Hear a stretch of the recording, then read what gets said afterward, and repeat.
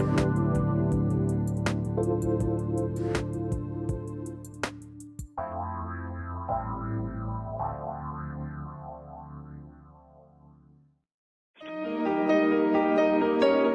to the Dr. Pat Show. Talk radio to thrive by. Powerful, inspiring, and coming to you live, bringing you stories of people like you and me, busting through and living life full out. Get ready to dare to wonder what your life would be like if you knew you could not fail. Hey everybody, welcome. Thanks for tuning in and turning us on. I'm Susan Dolci, and I am delighted to be guest hosting for Dr. Pat today. It's always a privilege to be able to sit in her seat, so to speak. So I'm delighted to be able to be here. So this has been a pretty auspicious time in human history. We just witnessed the conjunction of Jupiter and Saturn, also called the Great Conjunction. And if it hasn't been flooding your Facebook feed or your Instagram feed and all of the information on what was going on, I did a little research. So what I found was that Jupiter and Saturn meet approximately every 20 years. So that's a regular occurrence, about every 20 years. Ancient astrologers considered their conjunction to be the event marking a shift in historical eras. However, the alignment we just experienced a few days ago is even more significant than other Jupiter-Saturn conjunctions because for the first time in 200 years, the two planets will meet in an air sign, and that would be Aquarius. And yes, I hear the song in my head. This is the dawning of the age of Aquarius. The previous conjunctions happened in Earth archetypes. So there was earth element and now we are in air. And so this elemental change reflects the enormous shift in global consciousness that we are currently experiencing. My guest today knows a lot about shifts in consciousness and energy. Pam Barosh is a medium, intuitive healer, energy coach, writer, and messenger of love with training in chakra and crystal healing. She completed a master's degree in psychology with a focus on mind, body, spirit wellness. Pam awoke to her spiritual path while recovering from a serious illness, and during her healing journey, she began to communicate to angels and spirits, learning about healing through love energy. She helps others to identify and remove energy blocks, find a place of balance and peace, and awaken to their path in life. Her belief is that everyone has the innate ability to heal through the power of love. Welcome, Pam. Thank you for having me. I'm excited for you to be here. Yeah, I'm excited too. So the show that I host is called 3 Things I've Learned, and it highlights people's transformation stories. And as I mentioned in your bio, you clearly went through a transformation story. And so before we get into the topic for today about love energy, I would really like to know more about your story. Like, I'm fascinated by what happened. Yeah, it is something that still to this day amazes me, all the things that I've gone through. So when we're talking about shifting our energy and getting into the state of love and having that hope that we can do this, my story really shows you that, because I was kind of stuck in that place too, where I didn't have that hope for a long time. And I was sick for many years. And I just kept going in that same direction. It's like my body couldn't heal. There was just things that were wrong in every part of my life. I wasn't aligned with what I was doing with myself as far as a job. Everything felt off, but I couldn't quite figure out how to change things because I was following, I think, the traditional norm of what you're supposed to do. Mm-hmm. Like, you go to the typical doctor and you get a diagnosis, or you take this medication, you follow what people tell you to do. But it wasn't until I got really ill and I just completely bottomed out that I realized they couldn't help me. So I started to search, and even at my worst moments when I could barely function, I was trying anything I could do to find an answer. And part of it was just starting to breathe and meditate. Mm-hmm. And as I did that, I experienced a connection with angels that came in and to start speaking to me. And when they did that, that was my connector to heal, because I felt like there was nothing in the physical world that was going to really help me at that time. I needed to go deeper. I needed to really go in my heart and heal things that were there that needed to be healed and open up to who I was. I just had no idea in that moment, I said, who am I? Like, why am I here? Like, what does my life mean? And I looked back on it and I thought, man, what have I really done to contribute towards what something, is a bigger meaning for me? What is it that I really want to do if I was going to leave something behind? And the clarity that came to me was, I need to write. I need to write a book. I need to put messages out. Having that clarity is a healing point for me, just knowing that's what it is. And then everything else that goes along with it, it's just an additional thing, that's a part of your life. But it's like, that's the center point. And once you have the center point, you're like, okay, when that's my passion, that's my center point, that's love. And everything revolves around that. And that's how you hold your space. So I just learned a lot about through that process of being myself, understanding what light energy was. Like, I didn't even know what that meant before. I hadn't even really researched stuff about spiritual topics that much. I was kind of always drawn to different things that were unusual, but I hadn't really embraced it a lot. So once I started looking into it more, I'm like, what does that really mean when they're saying, light energy and what is this healing? What are all these healing modalities? I've never heard of this before. And that just kept one thing to the another. It was just like crystals. Let me look at crystals. Let me look at chakras. I just started looking at everything. And I just became like super open-minded and just expanded my consciousness to whatever would work, whatever would create not only healing for me, but to know where I was going to go next on my path. So I find that looking back on it, it was a very difficult time. It did take me a while to go through all of that. But at the same time, I don't ever want to go back to the way I was before, where I was just asleep and not really listening to myself. And now I know that if I talk to other people about it, I can say, look, no matter where you are, I don't care what has happened to you, you can heal from it. You can get to a better place. You can find that sense of purpose in where you are in this life, where you fit, what is really driving you. One of the things that I found fascinating about your story, and actually this is one of when we're talking about Western medicine, that I think is so overlooked, or maybe now it's beginning to become part of Western medicine as people are beginning to open their minds to this.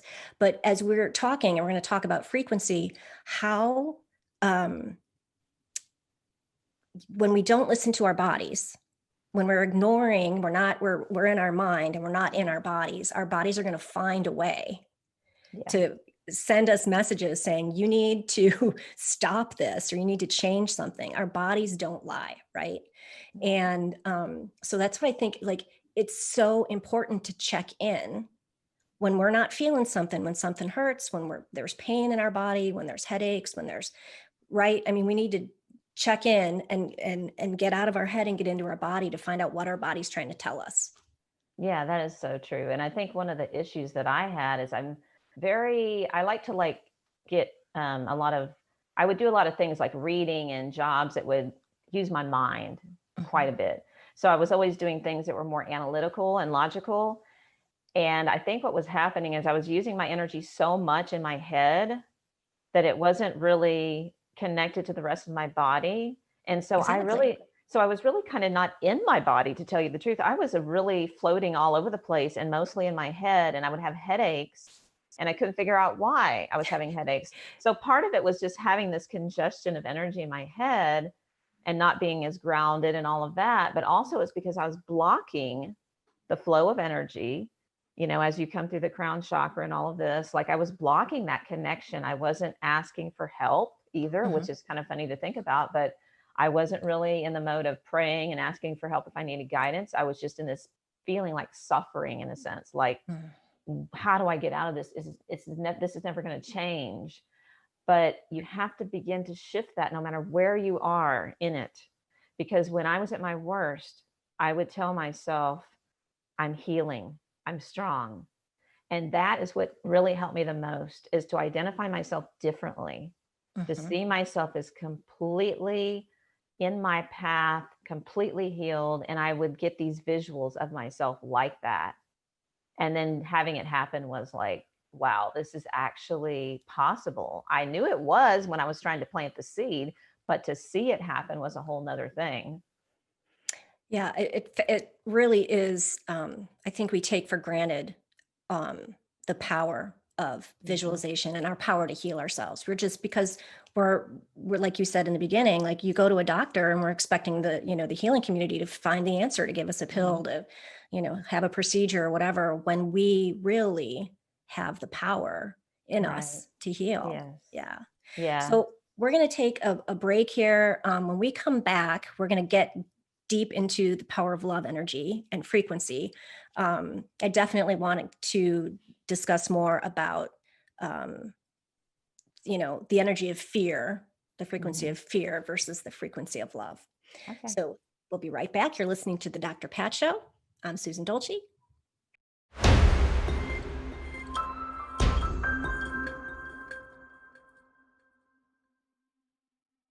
Welcome back, everybody. You're listening to the Dr. Pat Show. I'm Susan Dolci. I'm filling in for Dr. Pat today, and I'm speaking with Pam Barosh. She is an intuitive healer, an energy coach, a medium. And before we get into the nitty gritty of our conversation today about energy, healing with love energy, where can people find you, Pam? How can they get in touch with you? Well, they can go to my website at pambarosh.com and check that out. I also have an Instagram, Facebook, and Twitter page, and it's with my name, Pam Barosh. So you can check that out and get different messages. And you also have a link to an ebook. Yes, Yes, and there's. that's I downloaded it and I read it and I did all the exercises. It's like a workbook. It's really very Yeah. informative. It's the 7 magical steps To to activating help your me with soul the rest of abundance. it. Yeah. There you go. Okay. Activating your soul abundance. But yeah, I highly recommend going over there and getting that, because it, especially uh, because we're coming up on the new year, it gave Hmm. me a time to go through that and reflect on what I've done in the past and where I want to Hmm. go, in the future. Yeah. So anyway, head on over to pambarsh.com. Um, so we're going to talk about how we can shift our frequency through the power of love energy. And I would like to talk a little bit about frequency first. Um, my mentor says she has sticky notes all over her house that say that my number one job is to manage my frequency and to keep my frequency high, Hmm. stay in the energy of love and light and away from Hmm. fear. So why is this important? Why is our frequency so important? Well, I mean, we want to be exactly who we are, our greatest potential. We want to be able to have that feeling like it's almost like you're on the other side and you're in the spirit form here. You want to be able to bring that here and know that there's so much more that you can do if you can get yourself in that frequency. And it's not like it's this hard thing. It's not like you have to study every day and be like, okay, am I doing it wrong now? What am I doing? It's, I think, more like putting energy towards yourself and asking yourself, what feels good today? What do I want to do today that will make me feel uplifted? What will make me happy? What will make me laugh? What will make me feel healed and just taking care of myself? That's where it starts. It's kind of that inner journey. And it doesn't have to be this deep dive every day, but just little things, little choices that you make, things that you say to yourself, the way that you start your day. What do you say or think the first moment that you wake up? How do you appreciate that moment and like say, okay, today's going to be a great day, rather than create all these worries, which is really easy to go into because we all have all these things to do, right? And Mhm. you can start creating this list of, I have to do this, I have to do this, and there's all these things. But technically, why don't we just change that a little around with the energy, shift it? Let's shift it around. Let's just say, hey, I love myself today. Today's a great day. What do I want to do today that's going to be really amazing for me? And see, when you do that, then everything you do along the way is giving you a point of reflection for that. So if somebody crosses your path, they're going to reflect that back to you, and back and forth, you're going to Mhm. communicate that, and opportunities might come through that day. It could be little things. You could sit outside and notice something in nature, and that reflects that energy. And so if you do that more and you get into a routine of doing that, that's how you hold the space, how you hold the light and keep that frequency. It doesn't mean you're never going to go out of the frequency and have something happen to you, but knowing how to do it as kind of a habit creates it happening easier for you. So if you do bounce out of it, you notice it, Mm-hmm. and then you go back. And the good thing to remember is when you bounce out is to say, I'm observing it. See, I'm not Mm-hmm. being it. I'm not being that low frequency. I'm observing it. Mm-hmm. And just say, yeah, I noticed that was not the best choice, or I kind of went off my path and thought something strange. But then you're like, wait a minute, I have the power to choose to come back, and just observe that happened and move on. One of my one of my other teachers, somebody I follow that I am very hold near and dear to my heart. His name's Leonard Jacobson. I'm not sure if you're familiar with him, but one of the things that he taught me, kind of like what you're saying, is to catch myself in a negative thought, like you just said, or judging. Like he'll say, we're human. We're gonna have those moments where we're gonna judge. And he's pretty. It's funny when he says it, because he just says, say to yourself, judging. He has this sing-songy way of doing it, or like, thinking, or any negative. Just if you can stop and catch yourself in it, and then just let it go. Forgive yourself, because we're human and we do it. But do you have any tips for, a lot of people just struggle with self-love to begin with, because they have these worthiness issues, right? Do you have any tips, like if you're going from like real negativity and, you want to shift to like what you were saying, like, what can I do for myself today that's going to bring me joy? Or do you have any tips to how do you make that shift? I think part of it, you could come up with something that feels right to you, how you express it, but you do have to feed yourself. So you could write down things that you like, that you really, you really love about yourself, things that are, whatever they are, little details. It could be your personality. It could be your creativity. It could be like your passion, whatever it is, just something that you want to write down that means something to you, that you feel like you're doing really well at. And that's who you are, right? And so you start to feed into that. So I would create, ways to remember that, write it down in different places, stick it on the mirror or whatever. You could even record a little message to yourself. I did this years ago when I was trying to recover. I recorded messages to myself, doing my own affirmations and just saying certain things that I wanted to say. If I wanted to say, hey, I'm going to be an author and I'm going to speak in front of people. And I would do all these things. And that helped me to see, oh yeah, that's a thing. I can feel that. And as you feel it, what you're creating, then you begin to make those tiny shifts. So action is important in that. You want to find an action, whether it's writing it down, recording it, painting a picture that reminds you of something that's beautiful about yourself, whatever it is, that will be a visual image and something that will remind you of who you are. And then as you remind yourself, it ingrains that feeling too. And which is, and the feeling is like the secret sauce, right? That's the main thing you want to get into. And you see, if you focus on the feeling first, it can be hard, because you're like, yeah, but I don't feel good right now. Things are just terrible. How can I feel good, right? But if you start to focus on the things that you do like, I think we take for granted all the good things that are calm and peaceful in our lives. Our brains are kind of trained and wired to pick up on things that are chaotic and fearful. However, we can shift that by saying, but what are the things that are good? And then you start to look at that more. And as you do that, you're like, wow, there's actually a lot of good things. I don't even know why I'm complaining all the time, right? And so then that gives you that hope. Hope builds the next part of it. So that just keeps adding. It's just like this big equation, you just keep adding on things, and eventually you shift so much that you see yourself so differently and feel so differently that you don't even remember that other part. It's like an old memory that just kind of floats away. Yeah, the another tip that, because I love the one you said, leave yourself notes, because again, this was just last weekend. My mentor was saying she will leave herself. I have to do this. I have to plot this out, because I think this is such a great idea. Like what you just said, she would leave herself notes, like to pop up in her phone, like saying, like a goal that she is trying to achieve, or like obviously that it's already done, because that's when we're trying to manifest, we have to believe. I mean, it's done, it's in the future, it's complete. And so like your example about a book, something I'm still trying to work on. It's like, I need to do that. I need to say, hey, great job on that book, or like, great, you got it published. And because that keeps that, like you said, it's not just hope, but that is, in my opinion, the secret sauce to manifesting. It's not just the visualizing. If you don't, because it's like we're talking about frequency and love.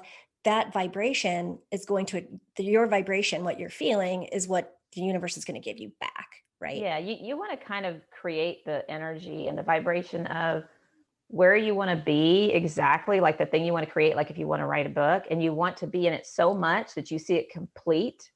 And like you said, you say it's done, it's done, it's done. And then you release it. And you don't try to control it. You just step out of the way and let it happen.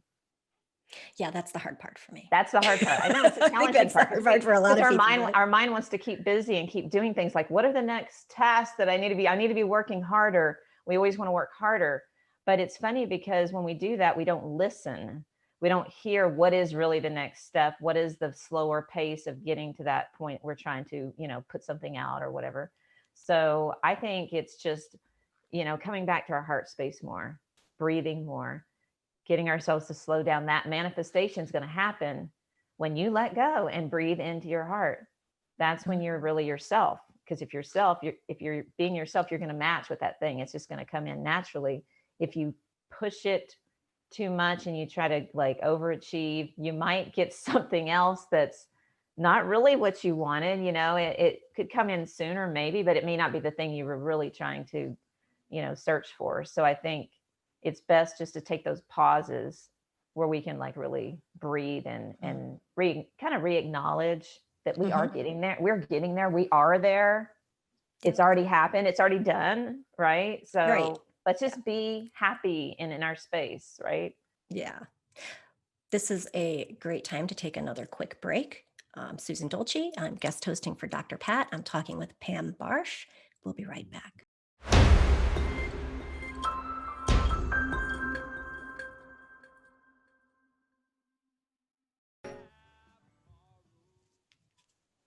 Hey, welcome back, everybody. You're listening to the Dr. Pat Show. I'm Susan Dolci. I am filling in for the great Dr. Pat today, and I am speaking with Pam Barosh. She is an intuitive healer, an energy coach, a writer, a medium. She has all sorts of special gifts. And we are talking about how we can shift our frequency through the power of love energy. And before the break, we were talking about how and why it's important to kind of stay in that energy of love. And we haven't really talked that much about just the opposite, why it's bad. Like, how do we hurt ourselves? How do we kind of take down society when we stay in a place of fear? So, I mean, we've been living through this like fear-based pandemic. The news is a big downer. Nobody wants to listen to the news. Nobody wants to hear about the pandemic. But I'm curious how you feel about if there's any correlation between the pandemic or how can I put this? How long it's lasted, why it came. I mean, I know there's all of the epidemiological reasons. That's a big word. So, because I totally believe in the science, I'm not saying that, but I think being in that fear energy for so long has kind of given it this perfect petri dish. Yeah, for sure.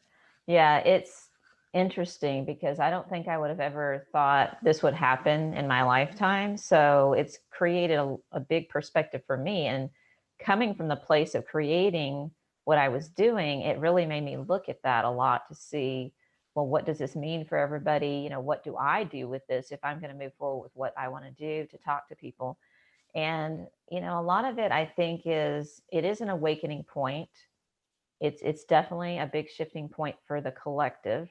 So that's a big part of it. Now, we're not going to understand everything about it from our perspective here. When we're on the other side, it makes more sense. But here, it's kind of hard to fathom why we even do these things. But also, I think it's not just the fear that's building within the moments of experiencing this. I think it's other fears too that are Mm. attached to it.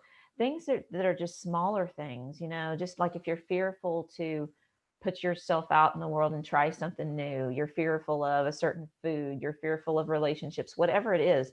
There's a lot of fears in general that go beyond that as well. So it's kind of illuminating a bigger fear to show us where those other ones are as well.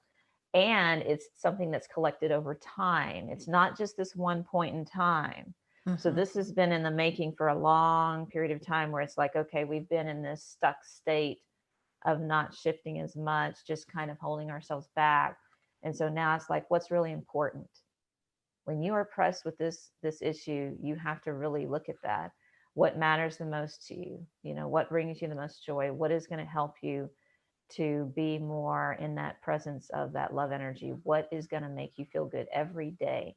Mm-hmm. Like, I'm sure that people will definitely feel this forever. They're never going to forget this point of being in a pause state, reflecting within themselves and within their families, and how it affected them and changed different things for them along the way.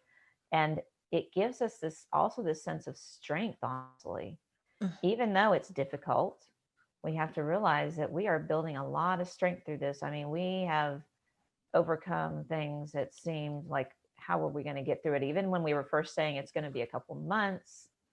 And, that was kind of, at that time, Mm-hmm. that was fearful, right? That was like, Yeah. oh my gosh, a couple of months, I can't go anywhere. What's going on, Yeah. But I think then it became people were starting to do things within that space.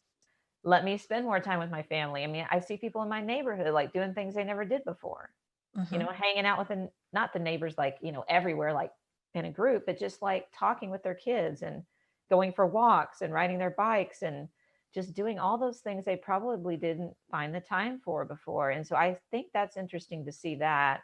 And it's also giving us an appreciation for the times when we did have those group connections and those other things going on, like the holidays when we would see everybody, right? And Yep, we're kind of absolutely. separated right now. We can't do that. So are we going to appreciate things now? Oh yeah, we're going to really appreciate it now because it was kind of taken away. But it also has given us a time to just be within ourselves. And maybe that was needed. Mm. Maybe we just needed to feel our own energy and how we can change that so that we can affect other people. Because instead of worrying about the pandemic and everything that's going on, we can also make another choice and we can say, well, what can I send out there that's good? Can I, send messages to somebody, even if it's through an email or something like that, or a phone Mm-hmm. call?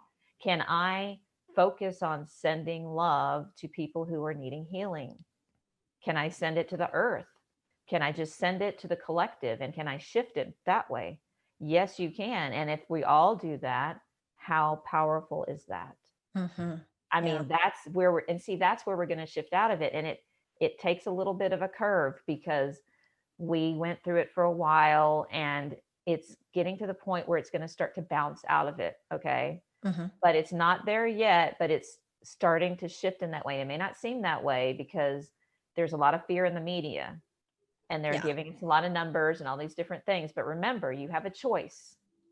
Do you want to keep feeding into that, or do you want to believe that everybody can start to get out of this and create a new portal of love for us to walk through into this new age of Aquarius, like you're talking about? We're not there yet to the age of Aquarius, but we're getting there. And Mm-hmm. that's why we feel this intense energy of this pandemic, because we're trying to say, well, we can't be that way anymore. We can't be in that weird state that we're like stuck and, feeling fearful about everything and not really being in a spiritual connection. We were too materialistic and too focused on, the money and the let me accomplish so many things and work a lot of hours and all that kind of stuff. And going forward, the new energy is not like that anymore. It's saying, do you remember who you are? You're a Mm-hmm. spirit, be free. So, if nothing else, we can get through this time and say, we survived all this stuff and we built all this strength. And now it's this big release. Go and do what you came here to do. And I think that will happen. A lot of people will do that. Yeah, it definitely, I mean, it was uh, the slow down button. I mean, Yeah. everybody had to slow down. Everybody had to stop. I'm so grateful. I mean, I think, there's a lot of people who are like, oh, what 2020 took from them. I mean, because there has been a lot of loss. Right. But I feel personally that I've gained so much from this, Yes, for so sure. much. And it's also had me like re-up my gratitude practice. Mm-hmm. I think gratitude and presence, being in the present moment as much as possible. Presence was definitely my refuge in the beginning when I was Mm-hmm. trying to stay out of that fearful Mm-hmm. place, before we kind of knew how the disease was, how the virus was spread. We didn't know if it was Mm-hmm. on surfaces or, Right. should I wipe down my groceries? Do I leave it? Like all of that craziness. Every time I would, feel all that uncertainty and fear start to bubble up, I would get present. I would just, Mm-hmm. get in my body, Yeah. breathe. I'm okay in this moment. I'm okay in this moment. I'm okay. Yeah. And I think that for the first time in, like you said, like Mm-hmm. who knows how long, everybody was kind of forced to reevaluate, Yeah. what their priorities are, who they Mm-hmm. love, where they want to be, what they want to do. Yeah. And I'm really excited. Yeah, I am too. And I like the way you mentioned that because I was honestly thinking about that earlier today. I was just excited to think about that. A lot of people are saying 2020 was such a bad year. And I get that we went through a lot of stuff and a lot of people got sick and we lost a lot of people. But I also want to identify that there was a lot of good things that happened too. I had miracles happen this year, and I'm never going to forget that. So even though it had the downs, there was also a lot of good. And I'm going to remember that part forever. I'm going to let the other part go. Yeah. Yeah. I mean, a lot of, I think the loss Mm-hmm. has been a blessing. Mm-hmm. I mean, like I kind of, sure. I kind of like to live in this place of surrender. Like that's my sacred Yeah. word, where, Yeah. because for me, surrender means I have to accept the good and the bad. Mm-hmm. Like I'm open to all the bad stuff is, bringing a lesson, and all the good stuff are just blessings. And, so I think that so many people grieving and losing something, whether it Mm-hmm. was a loved one or a job or, Mm-hmm. a business, has really just tightened us up Yes. as a humanity. And we're going to take one more break. Mm-hmm. When we come back, we're going to talk about how we can build on this power and how we can do this as a collective. Where do we go from here? Right? Yeah. Mm-hmm. You're listening to the Dr. Pat Show. I'm Susan Dolci, and we'll be right back.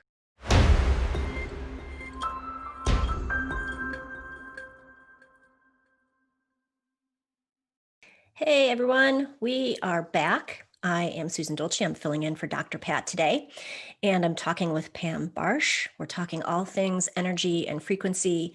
And before we get into this last nugget, which we were just saying we could talk about for forever, can you tell us again where people can find you? Yeah, they can go to my website at pambarosh.com and also check out my social media. It's also under my name. And free ebook is there also. Yes, there's a free ebook. If you go to my website, if you just sign up for the email, you'll get the ebook, and it's helping you to basically shift your energy. Yeah. Yeah. And like I mentioned earlier, it's like a workbook. And so I think this is the perfect time to, as we go into the new year and we're checking our goals and our self-care. It was awesome. I really enjoyed it. So, okay. So before we went into break, we were talking about, how we kind of have shifted as a human race, because this is global. This isn't, obviously, it's just not in the United States. So how do we build on this power and work together as a collective? What do we do now as a group? Well, I think we need to start to figure out how, what do we want to do together? How do we want to work together more? Like we are starting to do that even before this happened. We had groups that were trying to awaken to using energy and tapping into that to shift things and do these meditations. Like you'd have meditation groups and things like that. Mm-hmm. And I think now we can start to do more things that are even bigger causes for helping each other and supporting people that maybe have been through stuff during this time, that went through harder things, Mm-hmm. and reaching out to people. So we need to start to reach out to people more in whatever way we can, to start to create those connections and understand that we're at different parts in the journey. So some people are ready to make that shift more and some people are not, and just accept each other, truly accept each other for where we are. That's a big point, because a lot of times we're judging too much. We're like looking at other people like, okay, you're from this place, this belief, this religion, this whatever. But underneath all of that, we are love. Our energy within ourselves is love. And where we go back to when we leave this world is love. And so if we can just understand that we're all the same in that way, that we can help anybody, help each other in whatever way feels right to you. So don't feel like you have to do something that you don't want to do. Find some way that you can give back and help even your neighbor or whoever it is. When we are able to make more of those connections physically again, begin to do that and take every point in your life to have gratitude for that, to really reach out and appreciate people for who they are and forget about, the stuff that's not that important, the things that are just, they're checking the box of maybe achievements or something like that, but they're not our real selves. They're not what's truly important. If you really think about it, when you're on the last part of your life, let's say you're exiting and you have this awareness of that, you don't look back and think, I wish I would have worked more jobs. I wish I would have watched more TV, or, like, you don't go through all those things. Mm-hmm. You basically look back and you have memories of laughing and sharing a moment with your kids, or, just doing something really funny, or going on a vacation, or having a moment where you even were moved to tears because it was just so amazing and joyful. Right. Mm-hmm. And so those are the things you reflect on. And then you go, man, I wish I would have done more of that. I wish I would have been more in that space and had opened up my life to have a place for that. So part of it, I think, is we're going to go forward and find a way to reconnect that's on a different, deeper level. But also we're going to go within ourselves and say, what can I create that gives me that time in my life to make this be peaceful and balanced? Mm-hmm. Because before we were just like running rag and going 100 miles an hour. I mean, who wasn't doing that? We were all like driving all over the place, trying to get to places. I have to get this place and this place and do all these things in one day, and trying to do every activity we could think of. And now that we're taken away from that, it's like, well, what do I do with myself? And now it's like, let me reflect, let me meditate, let me see, what is it that I want to do that's really important, that I want to have in that memory when I'm at the end of my life. So I think it's a bigger, collective but individual thing that's shifting. And as the individuals shift in that way and they allow that peaceful place to come in, they're helping other people to come into their tribe and cross their paths.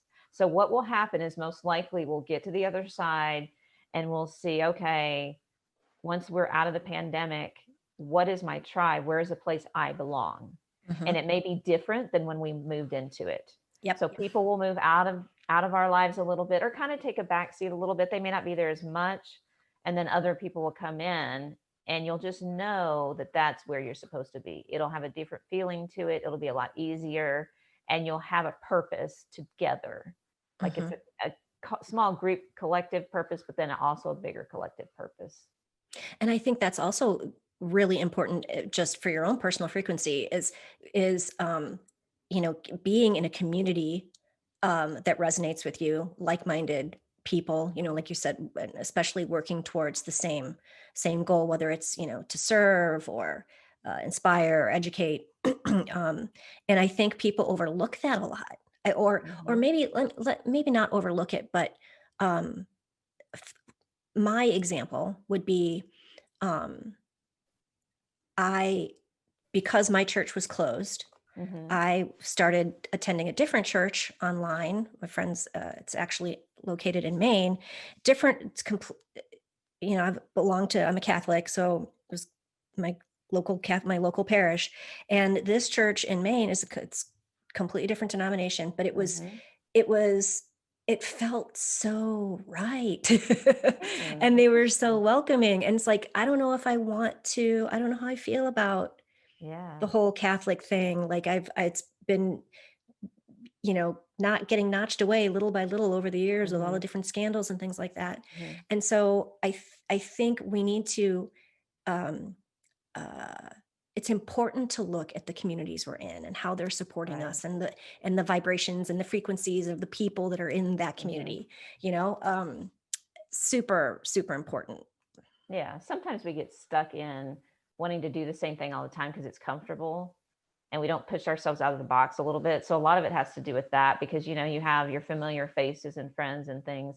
But I've realized at different points in my life, where I learn the most is by making myself feel uncomfortable and going to something different. So I have, during this time of the whole pandemic, is basically embraced a lot of online things that I would have not done before, taken classes, gone to little group sessions online. And it's just caused me to open up more to what else is out there that maybe I wasn't exploring. I wasn't thinking I could do that, or that was going to be a part of my path. But it helped me to see that there's other points of view that I need to experience still. And maybe I couldn't travel to all those places before. And now this has opened up the ability, which is very interesting, because even though we had a lot of travel, people always couldn't travel to some of these things to do and experience stuff that they have now. You have different spiritual leaders coming online talking about all kinds of things. Yep. And they weren't doing that before. So it's amazing to see that shift in how they're helping to guide people too, in a different way, people that maybe not have even known about them, honestly. Like, it's a brand new thing for them. So I think that's very, very cool that that's happening. Yeah, I think it's great, actually. I think it's so much easier to do it from the comfort of your home. Yeah. And you still, like, I go to Zoom church every Sunday at 10 o'clock. But I mean, like you said, there's all these other, conferences and workshops and different things you can attend that, perhaps you might not have been able to because of travel and all of that. And so, yes, I have gratitude. Yes. I am grateful for the pandemic. I'm grateful for the lessons of the pandemic. I'm grateful for you being my guest here today. This has been a wonderful discussion. We were saying in the break we could talk about this. We've only kind of scratched the surface on frequency. But so thank you, Pam, for being on the show today. And if you would like more information on working with Pam, you can go to her website, pambarosh.com. And again, she has a great free ebook there. If you sign up for the email, you get it automatically. And again, it's a great way to kick off the new year. So I have a tagline. I'm going to use my tagline. We all have a story to tell. You can live in the story, or you can transform the story. It's your choice. You have a choice. But if you change your story, you change our world. #Storyfield. Thanks for listening, everyone. Have a great day.